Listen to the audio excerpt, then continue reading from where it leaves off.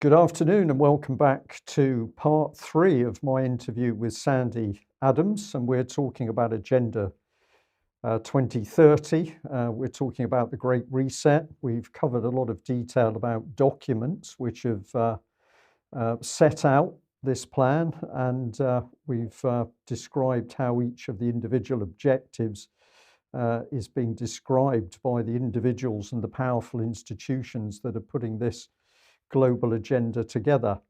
Part three, we're going to move on through Sandi Adams' material.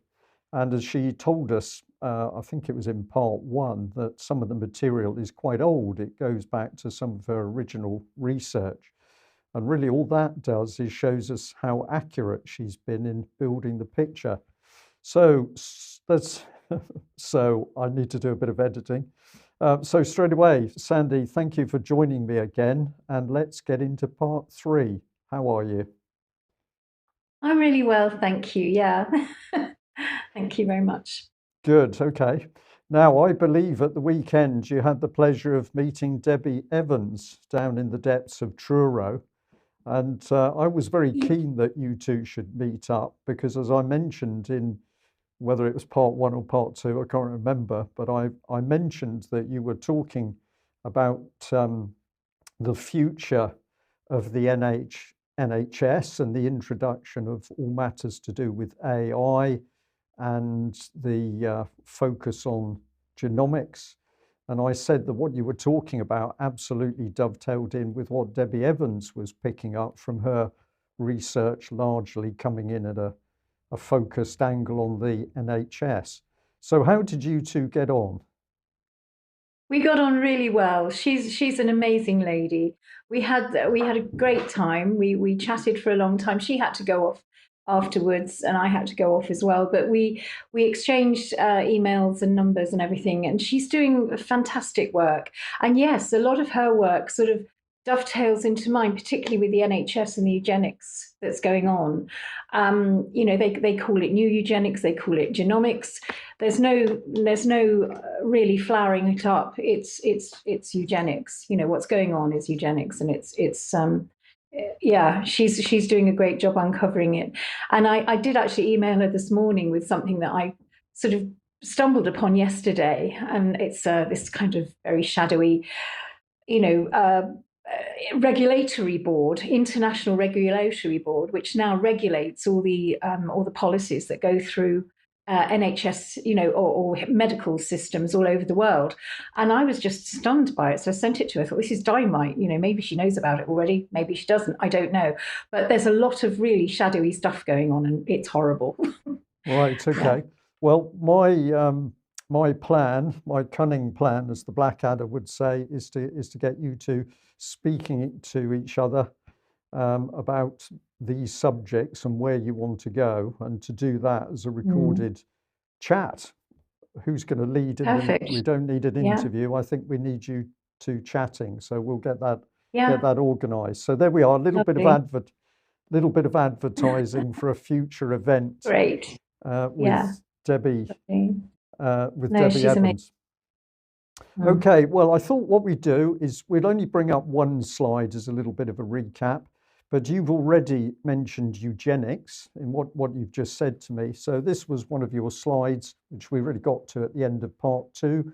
Technocracy and eugenics. The world has a cancer, and that cancer is man. Now, was that Alan Gregg? Was that said Yes, by Alan Gregg in the Turning Point, yeah, yeah, 1974? yeah. He was a spokesman for the Rockefeller Foundation, and it's this whole hating on humanity, that we got really through the first global revolution, that Club of Rome report, which was that man has destroyed the planet, and therefore we have to treat us as an enemy. That's what we are. We're the enemy. We're the cancer on the land. It's horrible. So yeah, that's what he said. Okay, well, we'll just go through the others very quickly. So we have Bill Gates, William Gates, Margaret Sanger. That's involvement with eugenics. We've got IBM, Columbia University, Hollerith punch card system, 1933. Data harvesting minority groups in World War II. We've got Edwin Black, The War Against the Weak. Eugenics started in the US in the 1920s. And of course, it also became very popular in UK, and many of our higher establishment figures, including Churchill, got interested in it. Yeah. And then you're leading on to the fact that if we want to control people, we're going to hoover up data. So IBM's quantum computer is part of the drive to be able to handle these mind-blowing quantities of data which they're going to be processing. And interestingly, you ended with NHS-X, the genomics program, and you mentioned Dominic Cummings there. And again, Yes. Those two subjects, NHS and the genomics, but also Dominic Cummings is an individual that Debbie has been looking at for some time, saying to me repeatedly, you've got to have a look at this man's blog because it is so dark. Yes, it was interesting that Debbie and I both seem to have been looking at the same stuff, and we talked about it on Saturday. And she said, have you seen it? And I said, yes, I've been reading his blog, and it's deeply dark. It's going down a very, very dark route. Yeah. Okay. So, right, we're just going to, what are we going to do? We're just going to go free floating around this subject now to get us to the conclusion on it. But of course, what is important is to get people to understand that this is not an agenda that's being formed by political parties, particularly where those parties have individuals who have been democratically, inverted commas, elected by the peasants. This is to do with very powerful groups of people who we may see the name of the organization. It might have a website, but even if we do see those things, it's very difficult to understand what they're doing. And you picked up on the Club of Rome. People can go and do an online search for it. But this particular document, Our Common Future, the World Commission on Environment and Development, my first comment is, well, this is all very well. Who's the Club of Rome and who's the World Commission? And who appointed them to do anything? Well, this was the Club of Rome was commissioned. It was commissioned by the United Nations to come up with our common future. It was paid for essentially by Maurice Strong and all the people at the United Nations, and it was written by Gro Harlem Brundtland, who was she's a very socialist leader, prime minister at the time of Norway. Yeah, so it was. I don't know. Not many people have read it. You can get it on Amazon. Here it is, in my kitchen of books. It's the World Commission on Environment and Development, and it was really it's interesting because it was almost like a Marshall Plan, but it was to actually destroy Europe.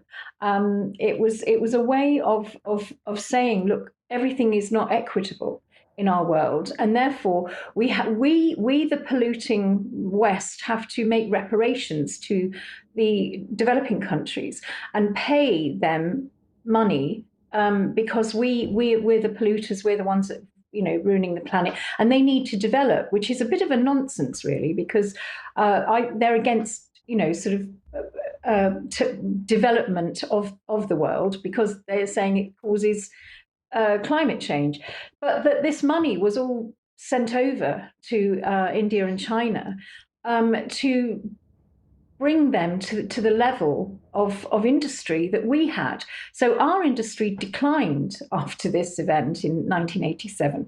We stopped manufacturing, and as we know, everything went over to India and China. So they were financing all of that. We were financing all of that, and in fact, it helped sort of progress their tech industry as well. So it was really it was called the Report on the World Commission on Environment and Development. Wealth needs to be distributed from wealthy countries to poor nations as wealthy countries are destroying the planet, India and China. So it just literally became this almost like a second Marshall Plan to finance India and China and to bring the West down, really. Yeah. Fascinating as always. interesting though, if we think about the Marshall Plan, that of course was the key plan for rebuilding Europe after the Second World War. So a lot of American money came into that. But later, you find that there was a Marshall Plan of the Mind, and that is an incredible title. And where did that plan come from? Well, this was the work of the British government alongside the BBC, looking at how they could take control of the minds of people in Eastern Europe. And so, as the UK column has said on many occasions, we're encouraging people to look at what the BBC is. And of course, the BBC, since its inception, more or less, has worked directly alongside the security services. It's worked alongside GCHQ. BBC monitoring is effectively a spying network because it's analysing everybody else's communications. We have written up on the fact that the BBC was being used to actively change societies in Eastern Europe.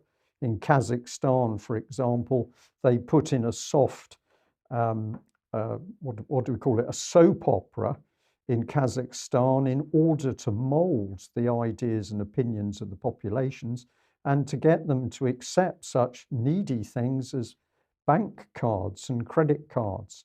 And this was all part of the creation of the Marshall Plan of the Mind. So this stuff is very deep, tentacles go everywhere. But when you mention India and China, what I was thinking of course, the lifting up of economies in India and China fits very well with the agenda of the Trilateral Commission. And the trilateral plan is that the world should be divided into three great political and economic power blocks: the Americas, North and South America forming one block, Europe, but significantly including Russia to form the second, and then Asia and the Pacific Rim to form the third power block. And of course, that would include India and China and Japan, together with the other up and coming Asian countries. But that trilateral agenda seems to me to be absolutely woven in amongst this global plan. So have you encountered alongside, for example, the Club of Rome, have you come across the Trilateral Commission?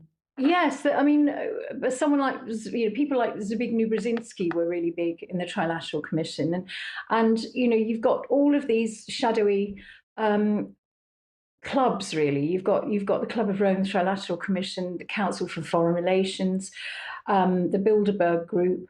All of those seem to have the same people, the powerful people in them, people like Henry Kissinger and all these people that really formulated this whole plan. They all seem to be in all those different organizations. Yes. Yeah, and of course the World Economic Forum is one which probably most people have heard about. Now, I'm just going to pop this one on screen briefly, but several times in describing where you think the system is going, you've used the term communitarianism. And this was a term which I'd never heard, well, going back quite a few years, but I suddenly came across communitarianism when you're searching for what you're up against. You're looking at what's happening, and it's not quite fascism, and it doesn't fit the communist mold. It's like a blend between the two. And then I started to discover communitarianism and descriptions of it. Are you able to describe what you think communitarianism is and why you think it's a good descriptor for what's happening?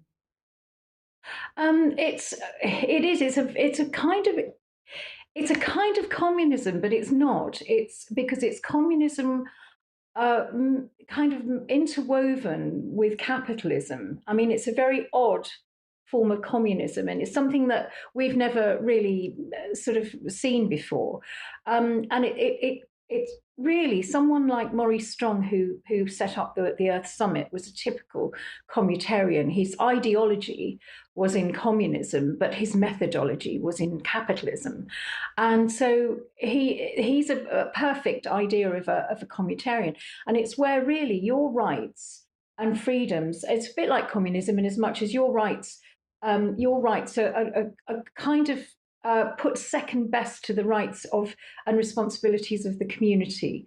And that sounds all very worthy, but actually, in communitarianism, it's very ill defined, and it's a crafted balance between individual rights, between the rights of the community. Individual rights are replaced by the rights of the community, which are very vaguely defined because it actually benefits the elite because you've got overriding it, you've got these elites actually running the show and creaming off all the profits. So and the people become equally poor, basically. Yeah, I mean there is an amazing book called the Anti-Communist Manifesto, written by a lady called Nikki Rapana and her daughter Nordica Friedrich, and it's a free PDF on the internet. You can get it. Sadly, Nikki Rapana passed away a couple of months ago. She did this seminal work, and she, and I think I can't remember the other guy's name. He's really good at putting this all together. But in America, they really understand what communitarianism is, and they've been on it for a long time. Yeah. Yeah. Antonio Gramsci comes into my head when we're talking about communitarianism, but I'd need to go and do some homework on that to see whether he was a proponent of communitarianism. I may have that right, or I might have got the wrong name. What about this gentleman, Amati Etzioni, professor of sociology, Columbia University? You've selected him out of many. What was interesting about this man? He promoted the ideology of communitarianism, Amitai Etzioni. He's a German-born Israeli professor of sociology, born in 1929, and he sort of he was the one that really pushed this forward. And he was at Columbia with Klaus Schwab and all the whole alumni of Columbia University, who are trying to push this technocratic, if you like, communitarian system into our world, and really that's infiltrated an awful lot of the universities because it's gone through academia, and this is. He says the laws protecting the individual are outmoded and must be balanced by experts against the sensibilities of a global market, trade agreements, tariffs, constitutions, and religious freedoms. All these identified as barriers to achieving sustainable development. So it's all wrapped up with sustainable development as well. And even at that time, when he was, in 1958 to 73, they were already planning this whole sustainable development and the goals and everything. So it goes back as far as that, David Cameron called this big society. Communitarianism was big society. That's how he promoted it. Communitarians are global movers and shakers. They seek to destroy representational government, voting that private property ownership is outmoded, and they promote regionalization. The anti-communitarian. I've mentioned the anti-communitarian manifesto by Nikki Rapana and Nordica Friedrich, which really, really outlines it properly. I mean, I've read it and it's very long, but you understand now how this has been almost like common purpose has been infiltrated into every structure in our society. Yeah. Okay, well, we have to bring this figure up on screen, and this particular photograph of Klaus Schwab I just find utterly brilliant because he does look like something straight out of Star Wars. Again, my simple question is, I have to use the H word. Who the hell is this man who stands on a world stage with the highest political people in the highest in the political arena, and he tells us what our future is going to be and he brags that he's groomed the individuals that are going to create his future utopia. Who is Yeah. Mr. Schwab? Who is he indeed? I mean, he comes from a very, again, another shady background, as they all seem to. All these big globalists have got very, very dodgy backgrounds. He was he was born in Ravensburg in Germany, um, and his father was Eugene Schwab, who ran an engineering company called Escher Miss in the 1930s, and he was a big industrialist. He collaborated with, his father, Eugene Schwab, collaborated with the Nazis to create nuclear technology, and he was instrumental in creating machinery vital to the Nazi war effort. So, not good when you look at his background. And uh, Klaus was involved with illegal in the 1960s. He was involved with illegal nuclear development in South Africa, supporting the apartheid movement. Um, so he now heads up, the Davos. He's been doing it since 1971, when the World Economic Forum was created by, again, the Rockefeller Institute and the UN. And every year they've been, you know, putting together this whole global leadership program as well, which, to be honest, most of the global leaders that we have at the moment, in positions of ultimate power, have all gone through Klaus Schwab's training, his global leadership training. So literally, he's been training them up to do his bidding. Or the World Economic Forum's bidding, the United Nations bidding, and as you can see, there's all Let's of them are there. You've got let's people pop some like faces on the screen. There we are, for our yeah, audience. So we've got Boris Johnson, we've got Trudeau, we've yeah, got Macron, Billy Gates is there, uh, Jacinda O'Hearn is there. It's quite a yeah, mixture Jacinda, altogether, isn't it? And yeah, I wonder, there are a lot of people who sort of look at this and say, right, everybody who's been through his training program is a little robot of Klaus Schwab, and they go away and do his bidding, no questions asked. I'm not so convinced it's as simple as that, because I think even people who've been through his training program have their own agenda and egos mm, running. So these people come out and they're going to trample over each other to get to the top. They're going to form friendships or allegiances that work for a while, and then they squabble and fall out. But yes, it is interesting that one man should be able to be on public stage boasting that he's chosen and groomed so many of the top world leaders. This seems to be mm, incredible power for one individual. absolutely. And you look at the CVs of some of these leaders, and for Zelensky, and they really don't have very, their CVs are quite sparse, but they've been elevated to political power after attending this whole thing. So the I it just seems that, yes, luckily people do, and I'm sure people have gone on his training and thought, hang on, this isn't for me, or they've used it to pursue another agenda. But on the whole, the puppets are doing exactly what the World Economic Forum want them to do. Yeah. Yeah, okay. And the pandemic that we've just encountered, so COVID-19 pandemic and everything that went with it, lockdown, this was something that seems to have uh, been either an amazing coincidence for the likes of the World Economic Forum, or they knew something we didn't, because they have effectively been boasting that COVID and the resulting lockdown has produced what was unprecedented control over people's lives. Mm.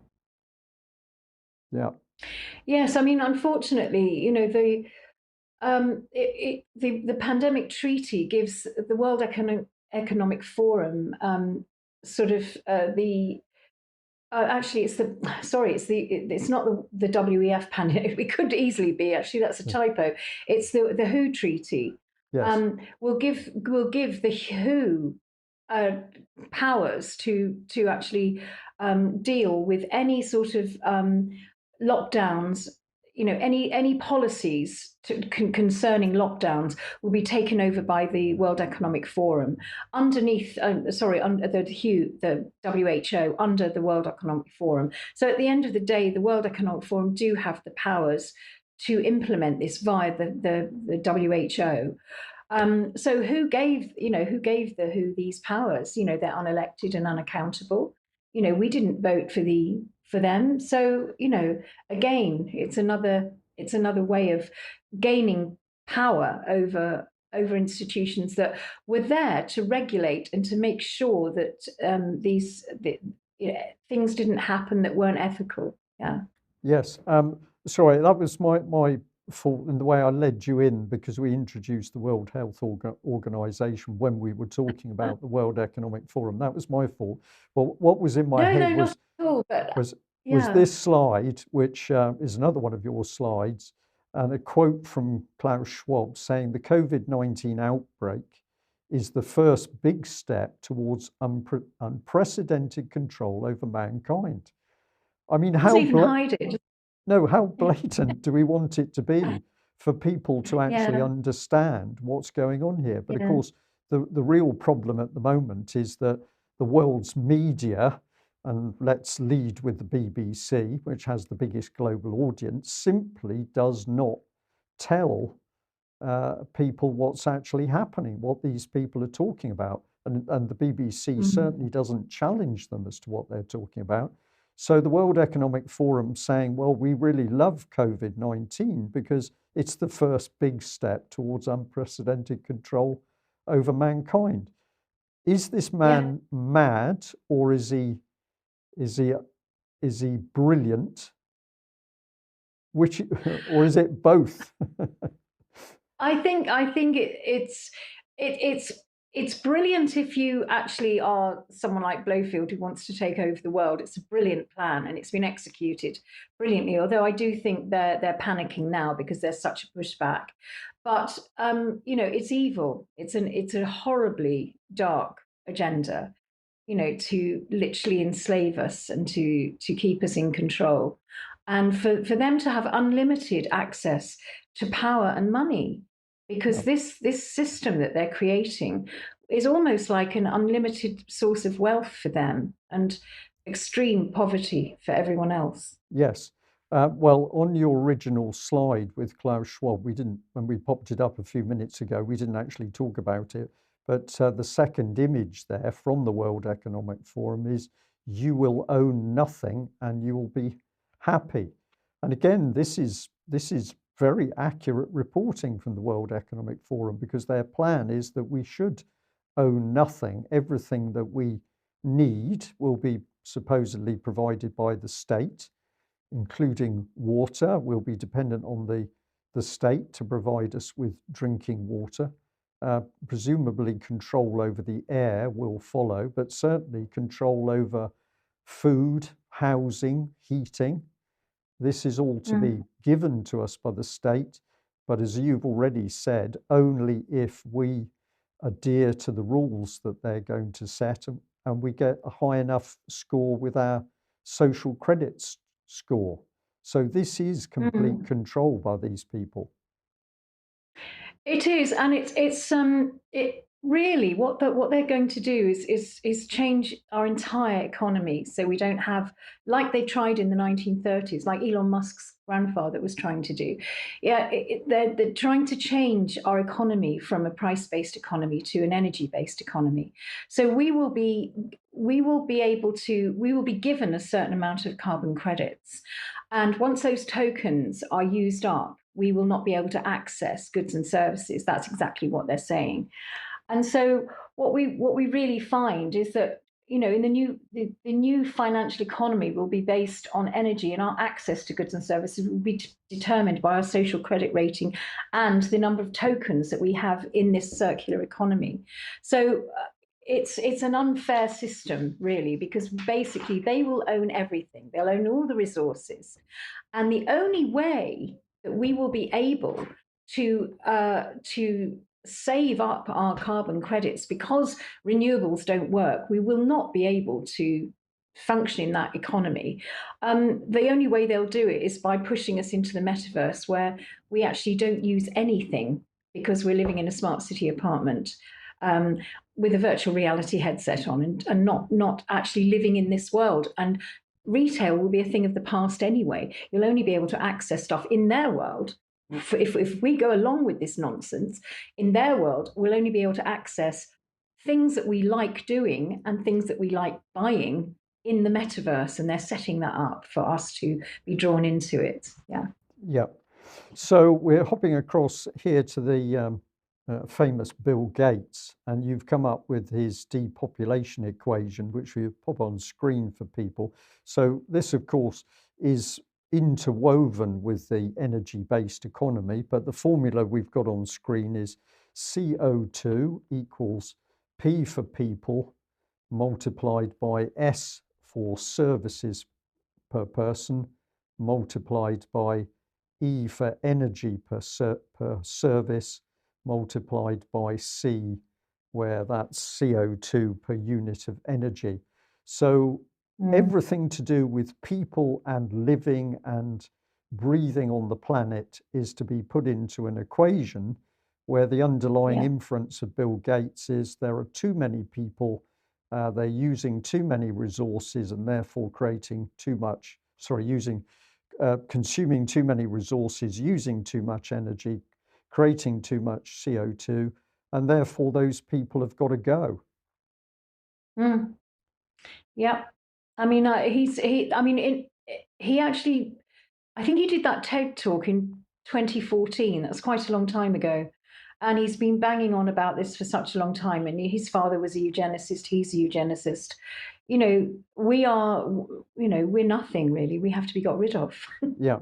So the quote here from you that you'd pulled out from 2014 was Bill Gates saying the world has 6.8 billion people, and that's headed up to about 9 billion. Now, if we do a really great job on new vaccines, healthcare, reproductive services, we could reduce that by perhaps 10 to 15%. I really like vaccines. This is incredible, isn't it? That he was talking about amongst anything else, the power of vaccines back in 2014. And if you think about it logically, if vaccines were a great therapeutic tool, they would be helping people to live longer. You weren't going to die of a disease, and therefore that would tend to indicate that the reproduction rate would go up as a result of vaccinations. But clearly the rest of his dialogue is that he wants to see less people. So is it wrong to think, well, did Bill Gates really assume that vaccines weren't about making people well or healthy? They were about helping to reduce the population.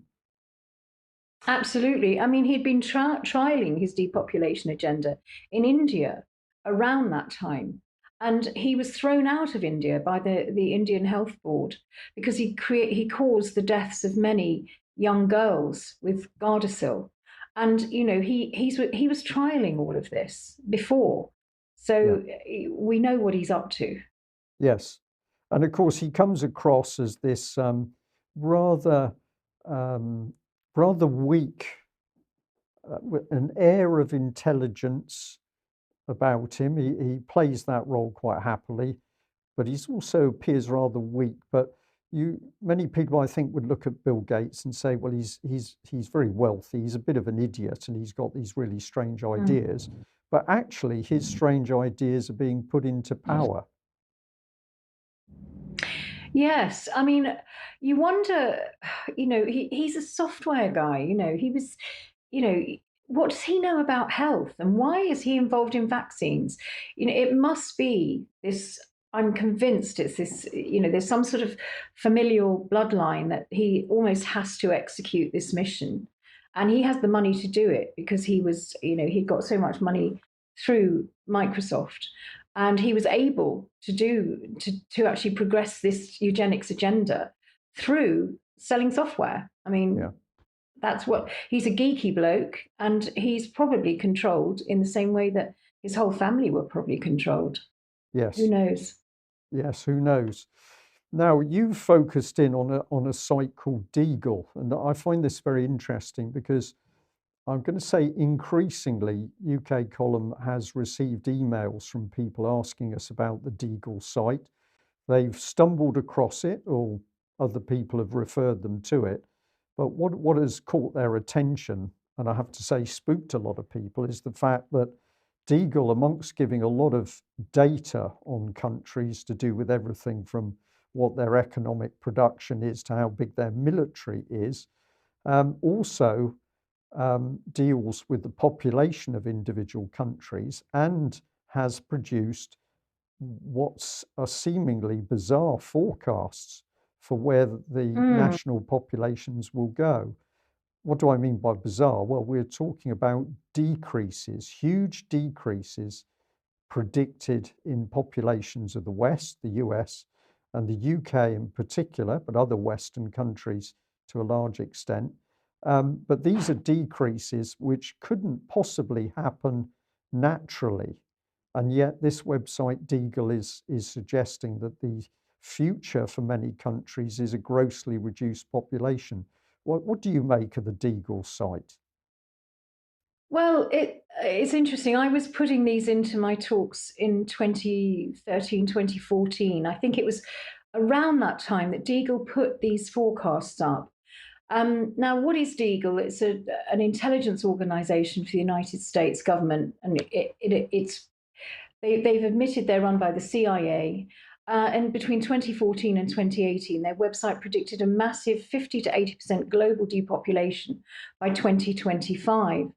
The CIA and the World Bank contributed to these forecasts. These predictions have been taken down in the last 2 years with no explanation. Now, it says here, I don't know whether you can get this up on the screen, but the UK forecast goes from literally 63 million in 2014 to 14 million in 2025. And it's the same, pretty much the same for the United States and Canada. Now you can look at all of these for, or you can't. I've got them on the. I found them on the Wayback Machine because they'd been taken down, and I'd printed them out, and I'd actually got them on my PowerPoints from 2014, so I'd still got them, but you can't access them now unless you go into these sites that you can go backwards and Yeah. find them, and I managed to do that. But it's interesting that some countries the population goes up or it stays the same, particularly in the Far East, Malaysia, places like Malaysia and parts of Africa.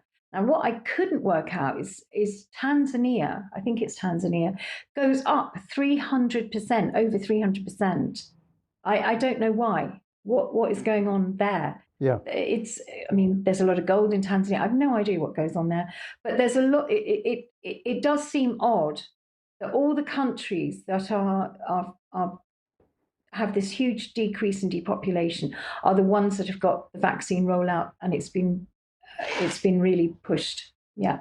Yeah, well, we can just pop up on the screen briefly. These are a couple of your screenshots of the Deagle site, so people can see for themselves the range of subjects covered. So we've got currency, population, surface area, density, GDP, military budget, imports, exports, etc.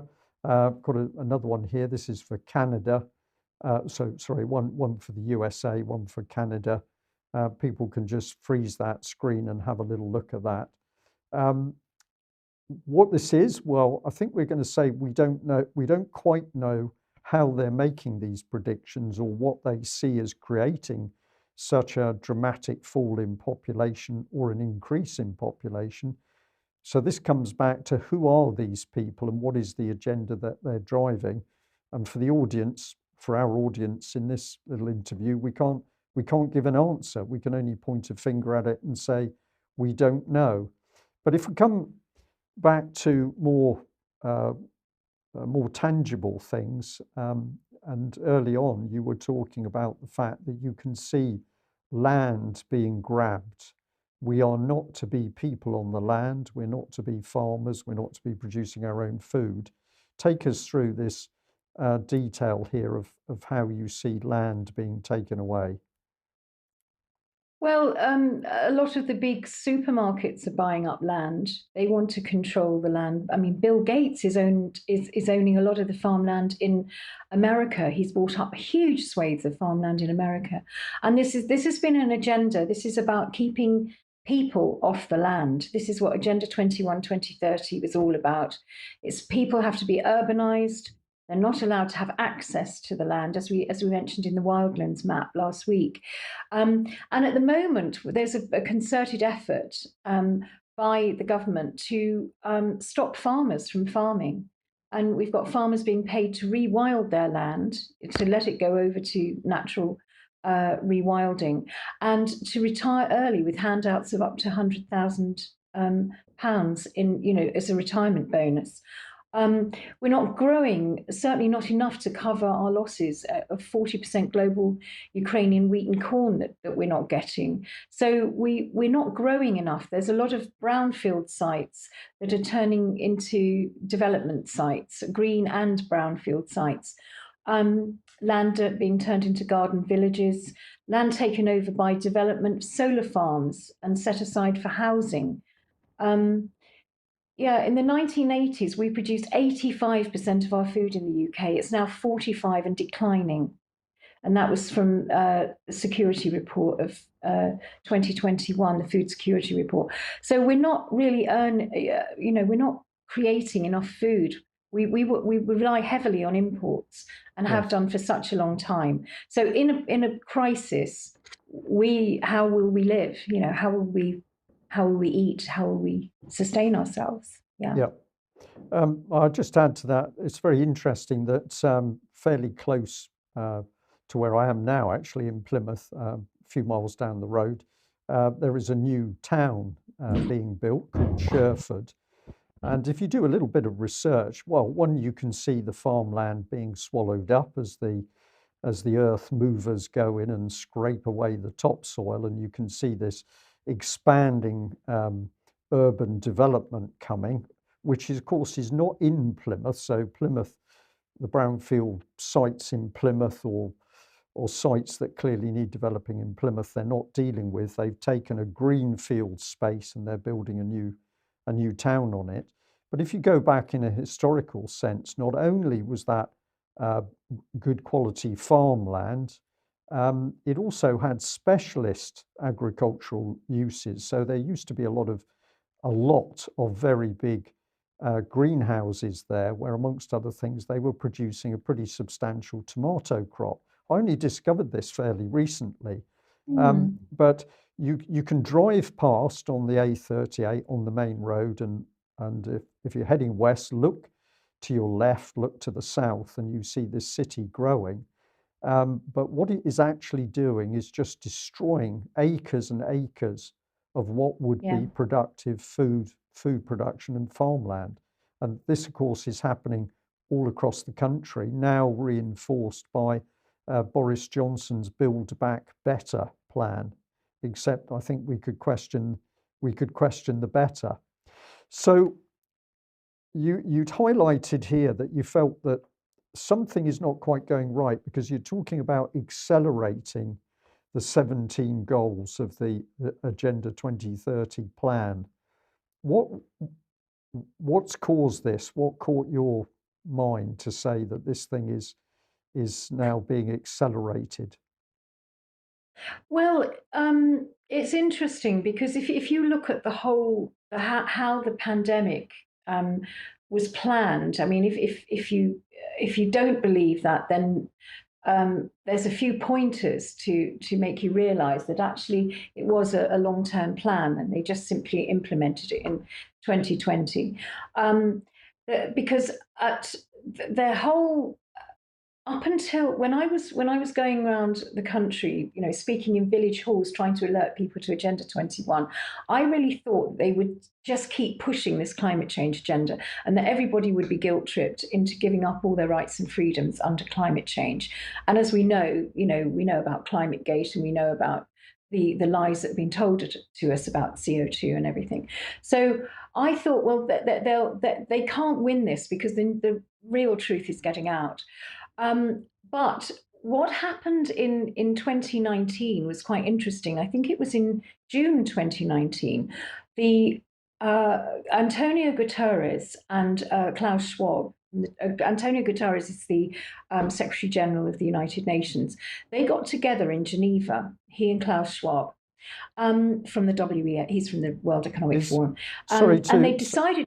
Sorry to interrupt there. Is this the picture of them doing the dirty deed? That's the picture of them. They signed something called the Strategic Framework Partnership Document, and it was to accelerate the 17 goals. Nobody ever saw what was. Well, I didn't. I've done loads of research. Can't find out what was in that document, but it was a document that they both agreed and signed in Geneva in June 2019, and it seems that it was definitely a document to accelerate the 17 goals, and they obviously made a plan as to how to do that. And there they are holding it up, saying we're going to accelerate the 17 goals. And then, interestingly, obviously in a few months later, in November 2019, the same people, Antonio Guterres, Klaus Schwab, got together at Johns Hopkins facility in New York and rolled out Event 201 with the Bill and Melinda Gates Foundation. So this was their means. This was how they were going to do it. They were going to roll out a pandemic, because what Event 201 was a tabletop exercise in what would happen if, it was a what if scenario. What if a pandemic suddenly emerged from a wet market, and in their scenario it was Brazil.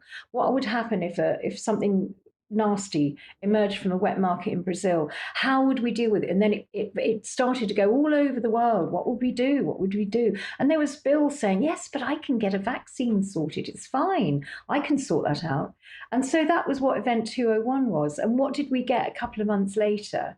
In February, we had that very scenario of them, obviously Wuhan, everything else kicked off, and suddenly we're in the real scenario of a pandemic that is just like the tabletop. What are the chances? Yeah, what are the chances? And of course, you cannot calculate the chances, because it's unbelievable that so many components of a plan should happen. This has got to be a plan and not a coincidence. The probability statistics just show that this cannot possibly be by accident. Yeah. Okay. Well, we're getting close to the end here of where these people are going, but it does seem that the Agenda 2030, as you've said, is all about control, total control. And to get total control, we need to be able to have this inventory of everything. And this really brings us back to the Internet of Things, as I know it, or Internet of Bodies. So take us into what you see happening here. What are they doing in order to database everything? Well, in the Internet of Things is what really is the infrastructure of a smart city, and everything speaking to everything else. So everything is interconnected. All the systems, it's about systems interconnecting, whether it's energy systems, transport systems, political systems, whatever. Everything is interconnected by the Internet of Things, and it all speaks to each other. But the Internet of Bodies is about really enmeshing the human with the machine. This is transhumanism. So it's about really enmeshing the flesh of the human being with the AI, using, they talk about a number of ways of doing it, wearables, ingestibles, injectables, whatever it might be, how to enmesh the human being to become part cyborg. It sounds crazy, but it's all on the it was all on the World Economic Forum's website, in very sort of interesting interactive layers of interactive graphics. So we had all of this presented to us. This is the way forward. We will, if they have their way, we will become part of this awful transhumanist agenda. And in my view, it really is to get rid of the human being altogether. It's It, almost an evolutionary step, yeah, in their yeah, eyes. and it does seem, I have found myself, for myself, as I read this material, we're reading these reports that have taken vast amounts of money, time, and effort to produce for the World Economic Forum or whoever's pumping it out. But as you read into it, you sense that the future is for the eradication of mankind Yeah, it as is. created by God, I'm going to add. Yeah, And now we're going to have a new version of mankind, better, in inverted commas, created by these experts, which individuals like Klaus Schwab say we must trust because they're experts. And they are going to say, well, your old body, it's not strong enough, you can't run fast enough, you can't see with enough clarity, you can't hear accurately enough. We can improve all of that, and ultimately we can connect your brain directly with a computer. If there's anybody listening to what I'm saying now and thinking this is madness, it is madness, but this is what these people, such as Klaus Schwab, are talking about and spending money on the work. And this is where this little picture, which you had of metaverse augmented cognition, and we've got a little boy looking into what do we call them, 3D goggles. This stuff is so dangerous because we've got neurosurgeons and neuro experts telling us that when you do this to your eyes, to your brain, you are actually, particularly for children, damaging uh, the developing brain. So the brain starts to develop new and different neural networks in order to cope with the input from a computer screen. So many people warning that this is very, very dangerous stuff, but it's being advertised as it's a bit of fun, and let's get these innocent little African children involved because we're going to literally draw them into our world. I'm laughing, but yes. I'm not sorry, I'm not laughing I in a mean, fun way. I'm laughing because it's no, so it's horrific. so absurd. And the thing is that it's life is becoming more and more absurd, as you probably you must be aware of. And the more absurd it gets, the better it is for us who are fighting it. Because I believe that there will be, that at the moment, there's a silent revolution going on where people are actually questioning everything. Because the thing is that the metaverse is not something of the future, it's now. It's actually being created now. It's actually gone quite far into the creation. I'm told, I watched the, oh no, what was it? No, I found an article in the Times last week, in the Financial Times. I think I flagged it up last week, and the metaverse has already had 160 billion infrastructure put into it, and you've got people like, or corporations like Mastercard and Visa, um, setting up payment systems with non-fungible tokens, so that people can actually do business on the internet, and that the business that's generated by the metaverse, the business that will be generated by the metaverse by 2030 will be worth $4.2 billion. And so this is big business, and they think that we are going to live our lives, because we will be so sanctioned in our own reality, that we will prefer to live in the metaverse, and that's where all our tokens will be used up. Yeah. And that the billionaires will be owning the whole of the real world here, with what are called I think they're called natural asset classes. They will own all the forests and own everything, and we will actually have to pay for the air we breathe and whatever we do. So this is their idea of how life will be for us. It's not our idea. And the more people, the more we flag this up, the more people that watch this and think it's all actually crazy stuff that we're talking about. It's not. This is really happening.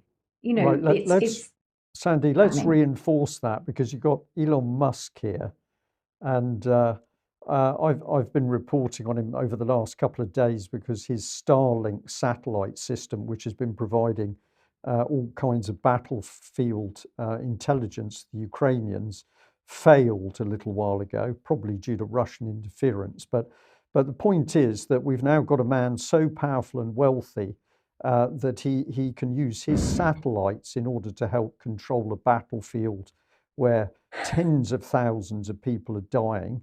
But sorry, I'll just come on to the quote that we had on screen there. Here, you've got a quote where he's talking about Neuralink's goal. There we are. Neuralink's goal is to build something called a brain-computer interface that allows people to transmit and receive information between their brain and a computer wirelessly, according to Neuralink's website. So these are not people just talking about some vague concept that they expect to come in the future. They are actually doing this. And of course, there's plenty of really horrific experiments that you can see in little video clips where they're trialing this stuff on animals. I'm not even going to describe some of the ones I've seen because it's too distressing. But they are actually heading towards the fact that we will be linked in, our brains will be linked into computers full time. Yes, this is the world that they see. This is the world that they see for us. And unfortunately, we've been lured into this world with the technology. You know, since the 1990s, we've had the internet. And everybody thought, and we all thought, and actually the internet has been a double-edged sword. It's been the truth. You've been able to access the truth. But it's been also able to bring in this dark stuff and has lured us into using smartphones. That really, all those apps are data harvesting every single fact about your life, and all of that is going essentially onto a blockchain. And when they do finally crash this economy and lure everybody into the CBDCs, which is what they're trying to do, the central banking digital system, what we really have to do is just say no. There's a sacred word, no, and it is our protection. It is our protection and our sovereignty, that word no. And we almost need to ditch the devices. How we do it, don't ask me. I use it all the time for what we're doing, you know, to bring the truth out. But how we ditch our devices, and how do you get young people to actually not engage with this? Because it's been very cleverly done, because it's all part of gaming.